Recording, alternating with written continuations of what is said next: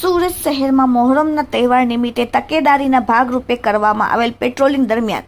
બાતમીના આધારે એક દેશી હાથ બનાવટનો તમંચો, 3 જીવતા કાર્ટ્રીજ મળીને કુલ કિંમત ₹15,300ના મુદ્દામાલ સાથે 2 ઇસમોને ડિંડોલી પોલીસે ઝડપી પાડી. ડિંડોલી પોલીસ સ્ટેશનના ઇન્સ્પેક્ટરના કહેવાથી અને તેની સૂચના અને આદેશથી ડિંડોલી પોલીસ સ્ટેશનના સર્વેલન્સ સ્ટાફના માણસો ડિંડોલી વિસ્તારમાં કોઈ અનિચ્છનીય બનાવ ન બને અને તે માટે સઘન પેટ્રોલિંગ રાખવામાં આવેલ હતું. ત્યારે પોલીસને મળેલ અંગત બાતમીના આધારે ડિંડોલી વિસ્તારમાં નવાગામ આરડી ફાટકથી જમના પાર્ક સોસાયટી તરફ જતા ઉધના ભુસાવલ રેલવે લાઇન પાસે જાહેર રોડ ઉપરથી અગાઉ ખૂન, ગુસ્સીટોક, એનડીપીએસ, મારામારી જેવા ગંભીર ગુનાઓમાં પકડાયેલ આરોપી એક પ્રવીર ઉર્ફે આંબા આધાર સિરસાટ કોળી,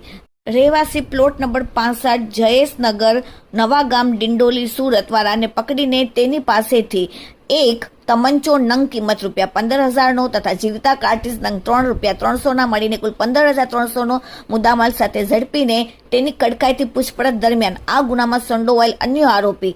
જે તેનો સાથીદાર છે તેને પણ પોલીસે ઝડપી, જેનું નામ છે સંતોષ ઉર્ફે સંતોષ બિહારી સાધુ ચરણસિંહ રાજપૂત, રહેવાસી શ્રીનાથનગર, નવાગામ, ડિંડોલી, સુરતવાળાને પોલીસે ઝડપીને કાયદેસરની કાર્યવાહી કરી. એટલું જ નહીં પણ પકડાયેલ આરોપી પ્રવીર ઉર્ફે આંબા સુરત શહેરના ડિંડોલી વિસ્તારમાં 16 જેટલા ગુનાહિત ઇતિહાસ પણ ધરાવે છે. Bureau report, daily India TV, Surat.